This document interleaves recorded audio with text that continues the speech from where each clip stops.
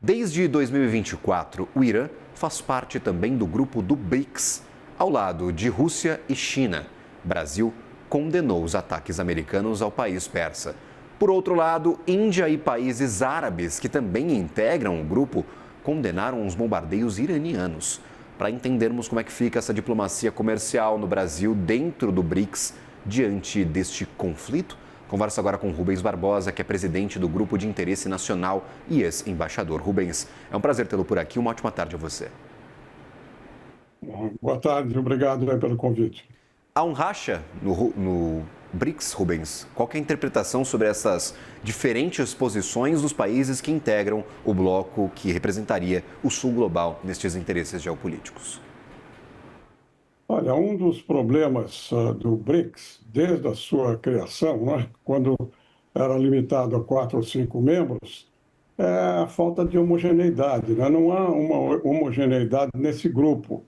Isso torna muito difícil posições convergentes, né?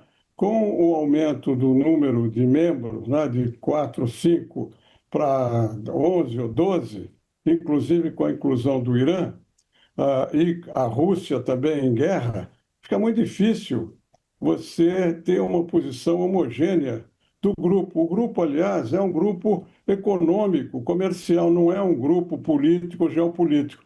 E também não é um grupo estruturado, um grupo formalmente constituído, é um grupo informal. Então, não se podia esperar outra coisa do BRICS, né? Inclusive, por causa dessa situação no Oriente Médio, essa semana passada foi cancelada uma reunião dos BRICS para discutir a parte econômica. Então, a mim não me surpreende essa divergência de posições e uma ameaça mesmo de existência do grupo que tem 2 membros que estão em guerra, né, com visões conflitantes de outros membros do grupo. Olhamos para a posição do Brasil. Nós tivemos um pronunciamento oficial ao longo do final de semana. No domingo, nós tivemos uma carta emitida pelo Itamaraty. Tivemos condenações ao ataque, mas não aos Estados Unidos, nem a Israel. Você enxerga o Brasil tentando manter essa neutralidade mesmo diante das dificuldades? Olha, o Itamaraty tem uma tradição, não é, de defesa da paz, de defesa de soluções negociadas. É isso que refletiu essa nota, né? Ou refletiram essas duas, porque são 2 notas em que se condenam os ataques, não se menciona a possibilidade de escalada e condena isso, né? Pede que haja uma solução negociada e também fala dos brasileiros que estão nessa região. Na nota, você pode notar, inclusive, talvez até por causa dessa questão do BRICS, não há referência à atuação interna do governo, sobretudo do governo teocrático, quanto a repressões que houve no Irã a movimentos contrários ao governo.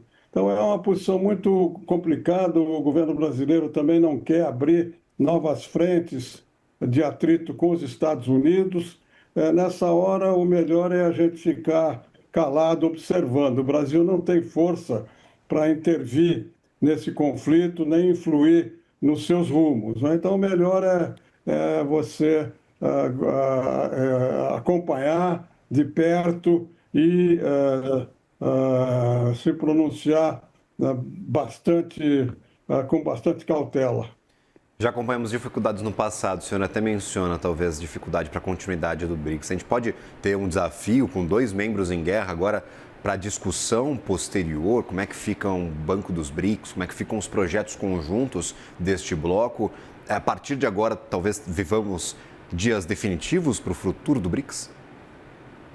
Olha, eu acho difícil você fazer um prognóstico hoje, né? Você tem que aguardar esses acontecimentos, né?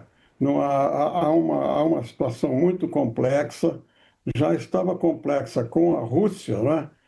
Em guerra lá na Ucrânia, agora com a guerra dos Estados Unidos e de Israel contra o Irã, a situação ficou ainda mais difícil para os países membros. Como eu disse, foi adiada uma reunião econômica que estava marcada para ocorrer a semana passada. Então, eu acho que os países membros, inclusive esses que entraram, como você mencionou, alguns dos que entraram são contra o Irã, que entrou também agora. Então, não há uma homogeneidade, uma situação convergente. E nessa situação, eu acho que vai demorar algum tempo para os BRICS ainda serem convocados. O senhor acredita que a expansão do grupo possa ter até dificultado esta geopolítica, esses posicionamentos brasileiros e do BRICS como um todo? Depois de 2024, depois de alguns anos, vamos dizer assim, um ano e pouco, dessa expansão do grupo do BRICS, qual que é o diagnóstico que a gente faz do que se passou e dessas discussões que foram geradas com os novos membros que foram inclusos? Olha, eu acompanho de perto essa questão dos BRICS e sempre fui contra o aumento da participação de outros países no grupo, porque o grupo original, integrado pelo Brasil, Rússia, China, Índia e África do Sul, apesar de ser desequilibrado, porque a África do Sul e o Brasil não têm armas nucleares, né? Apesar disso, havia um interesse geopolítico importante que unia interesses desses países. Agora, com a ampliação do grupo, ficou muito mais difícil você fazer uma coordenação, porque, como nós estamos vendo agora, os interesses são muito conflitantes. Se com 5 já era difícil fazer um consenso, e o consenso que existia foi para a criação desse banco, né, o Banco dos BRICS, foi para uma coordenação em organismos multilaterais, como a ONU, como o Fundo Monetário.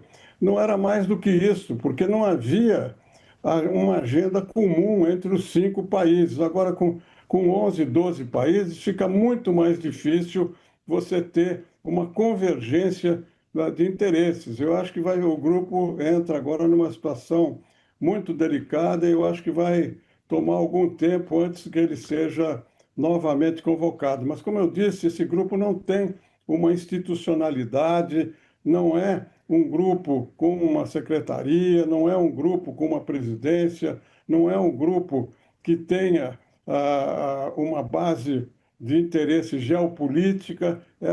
Esse grupo é um grupo econômico-comercial. E nessa situação, sem ter uma convergência de interesse, fica muito difícil você fazer uma agenda que possa incluir todos os países. E com 2 países em guerra, então, fica ainda muito mais difícil. Conversamos com Rubens Barbosa, presidente do Grupo de Interesse Nacional e ex-embaixador. Obrigado, Rubens, pela participação. Lhe desejo uma ótima tarde. Muito obrigado pelo interesse de vocês aí. Agradeço. Até a próxima.